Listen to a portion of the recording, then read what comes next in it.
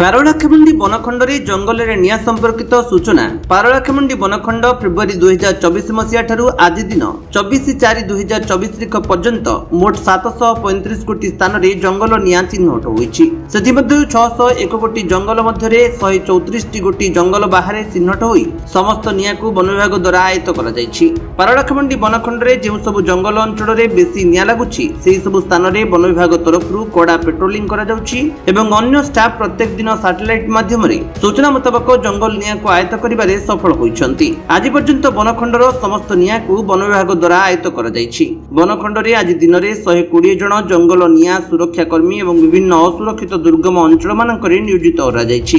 एही जंगल निया सुरक्षा कर्मी संपृक्त वनरक्षी एवं वनपालक सहित मिलिमिशि दिन राति जंगल निया लिभा कार्यक्रम साहाय्य करि आसुछन्ति।